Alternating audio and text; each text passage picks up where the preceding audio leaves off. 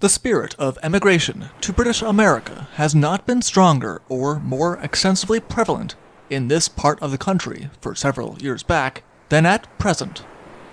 Messrs Lyle's large and commodious ship, the Newry, is just on the eve of leaving port with a full complement of passengers for Quebec.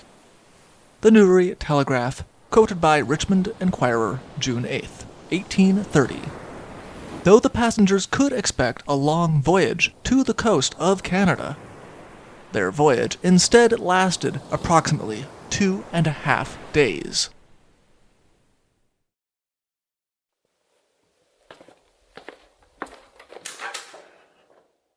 Hello, and welcome to the Shipwreck Archive. Thank you. Would you happen to have the story? The Newry misses the light. Here we are. Enjoy!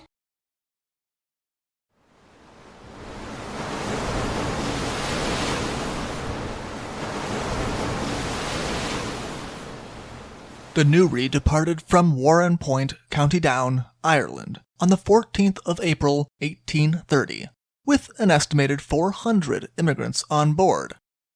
The 500-ton Newry was not a particularly old vessel, having been built in 1825 in Quebec for owners based out of Newry, who gave her the name of their home. Perhaps because of this connection to the area, and the relatively young age of the ship, she had attracted respectable passengers, mainly farmers with their families and servants.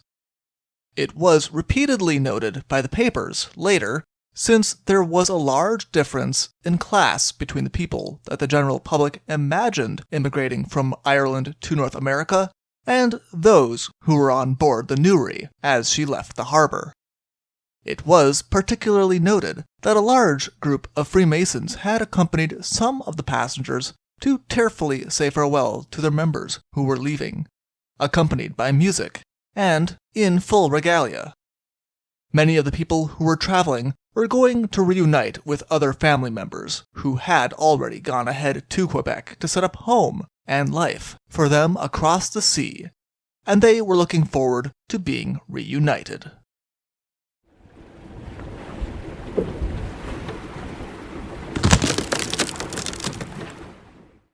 The first night of the voyage was uneventful, but midday on the 15th, the wind turned against them, and by noon on Friday, the 16th, the winds were so contrary that the ship was forced to change her course and head to the southeast.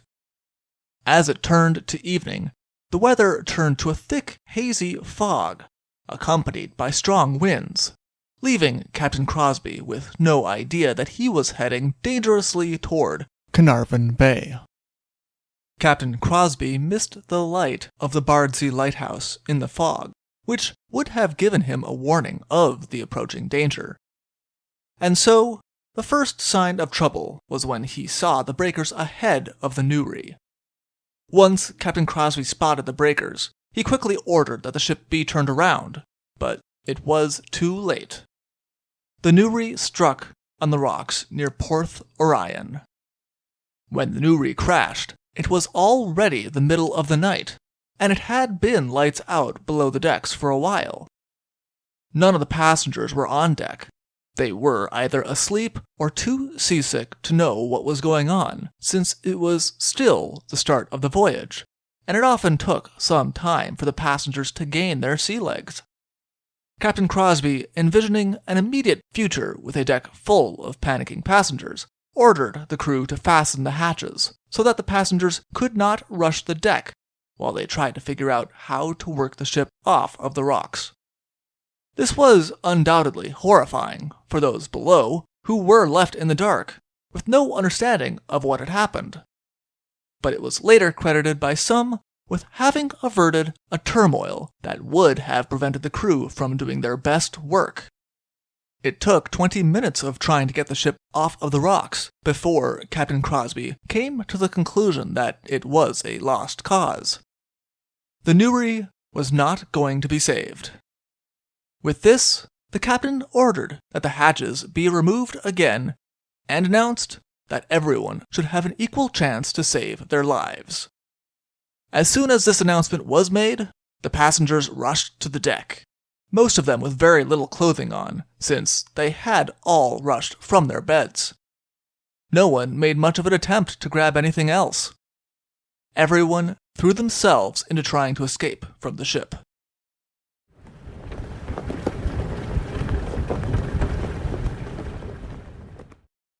The first attempt was to launch a boat from the quarterdeck, but almost as soon as it was launched, 11 men jumped into it and it capsized. The people on board the ship did not have a chance to rescue them, and they were lost to the angry waves. Captain Crosby decided that a better alternative to launching boats was to connect the deck of the ship to the rocks she was wrecked on, and he ordered that the mast be cut down, directing it to fall onto the shore. The carpenter had the honor of being the first man across the makeshift bridge, carrying a rope with him that added a connection between the ship and the shore. With the assistance of the rope, they were able to get around 200 of the passengers to shore. Captain Crosby was aided in this by the carpenter, the first mate and the second mate, who was Captain Crosby's son. The role that the crew played was later debated. Many of the newspaper accounts said that the crew had taken Captain Crosby at his word to save their own lives, and that they had rushed over the mast to the shore with complete disregard for the passengers. The Lloyd's agent, who was later dispatched to the scene of the wreck, however, said that he could find no evidence of this, and that the crew had done everything that they could to save lives as well. It was admitted that a few of the younger members of the crew had rushed to escape and abandoned their post, but, for the most part, the crew had remained and worked themselves into a state of exhaustion to help the passengers to safety, even those who had been badly injured by the wreck and subsequent work. The work was made even worse when it began to snow and sleet. Those who were engaged in rescue work were undoubtedly thankful when around 4 a.m, a man who lived in the area found the wreck and brought several other men to help. The man, David Griffith, worked as a local sailor, and he almost immediately scrambled onto the Newry and began to help those passengers who were still trapped on the ship. He and the men that he had brought with him were estimated to save between 40 and 50 passengers. David Griffith worked on the ship, passing people to the 3 men he had brought with him who remained on shore. By 10 o'clock in the morning, on Saturday the 17th, there was no longer anyone who could be saved on the Newry. The entire crew had managed to escape from the wreck, but the passengers had not been so lucky.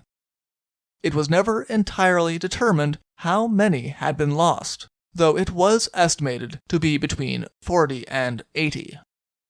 That was the final estimate, come to by the same Lloyd's agent who had also come to the defense of the crew's conduct. The initial newspaper reports were far more dramatic, and put the number around 200.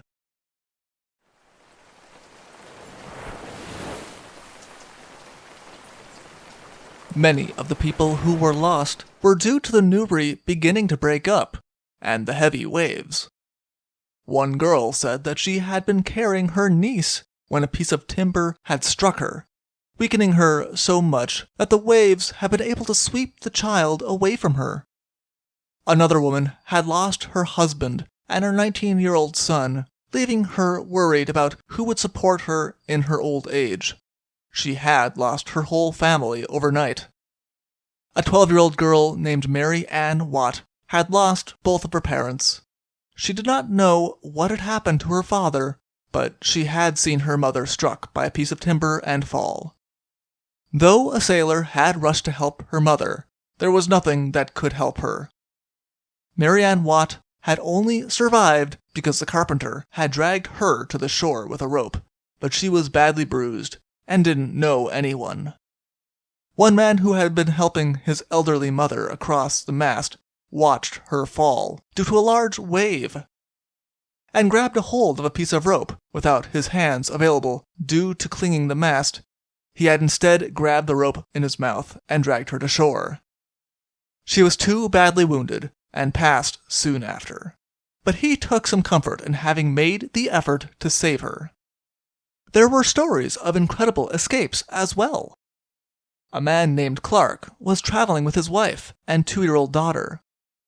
He had told his wife to do her best to reach the shore while he tried to carry their child to safety. He had assisted his wife up onto the mast, and then, realizing that he could not stand to watch her attempt the passage alone, he passed his daughter to a mate while he assisted his wife. The mate had a berth on deck and put his daughter in his own bed while Clark took his wife to shore, and then was forced to watch from the shore until daylight, when a sailor tied a rope to the little girl's waist and then threw the other end to Clark, who was able to pull her to the shore safely.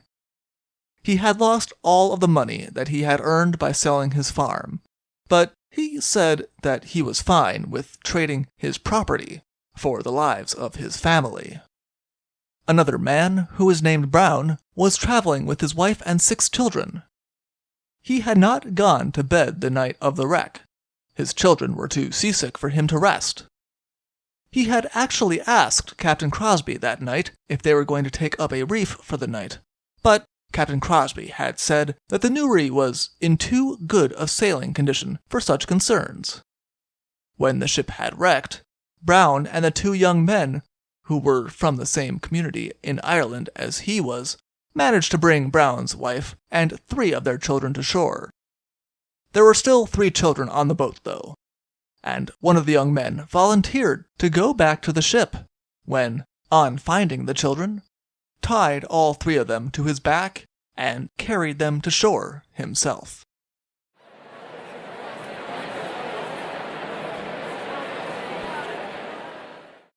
As day broke on that Saturday, though the rescue work was ongoing, the people who found themselves on the rocks began to make their way up to the nearest farmhouses and cottages.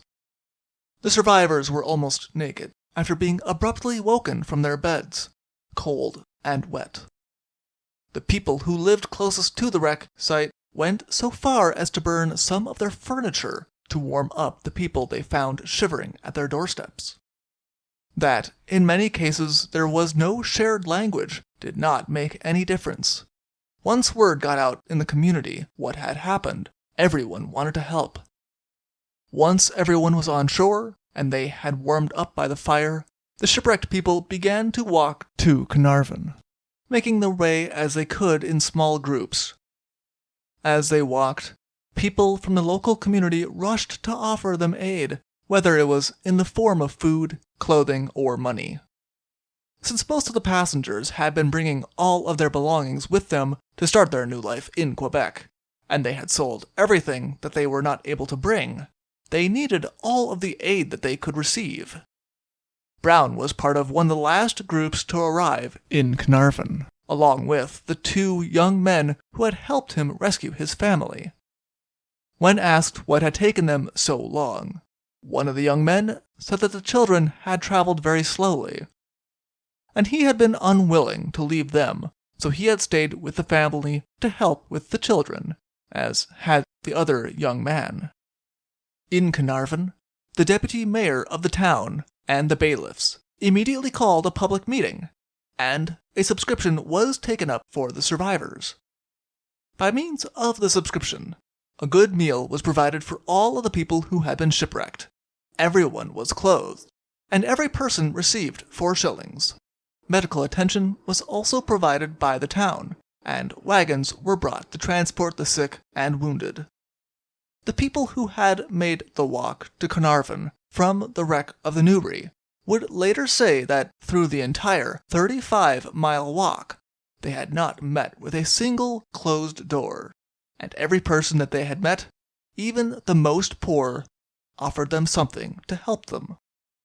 One of the men who was traveling with his wife and 3 children, who was part of the last group to arrive in Carnarvon, said that the women who saw his children looking cold and wet on the road took off items of their own clothing to wrap his children in.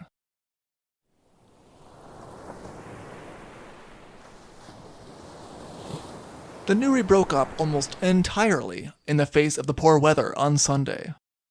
James Harris, the local Lloyd agent, who rushed to the scene could do very little other than authorize the auction of what remained of the ship on Monday. Even this was not without sadness, since when the timbers of the Newry washed ashore, there were also 14 people who washed ashore, and their burial was overseen by the local community, along with the burial of those who had not survived their injuries once they had reached the shore. It was estimated that at least 4 people had succumbed to the cold rather than the rocks once they had reached the shore. Most of the passengers who had been on the Newry, now destitute, returned to Ireland to try to piece their lives together. Mary Ann Watt remained in the area, however. Since she had no family left, a local family took her in, and her story gained a good deal of sympathy and attention. A fund was founded for her support, which gained such contributors as the Duchess of Kent, who gave her £20 a year for her support through the management of the Mayor of Carnarvon and 4 other trustees.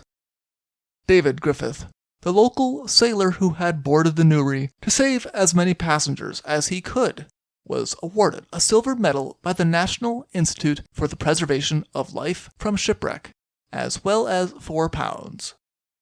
They awarded £2 to the 3 local men who had assisted him from the shore. No blame was assigned to the wreck of the Newry.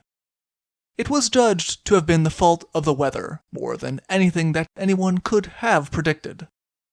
Rather than assign blame, the passengers were quick to express their gratitude to Captain Crosby, his crew, and everyone that they had met for doing far more than could have been expected in such a situation. For more information, see the Monmouthshire Merlin from the 1st of May, 1830, or see our other sources in the description below. Thank you for listening. Thank you for visiting the Shipwreck Archives. See you soon.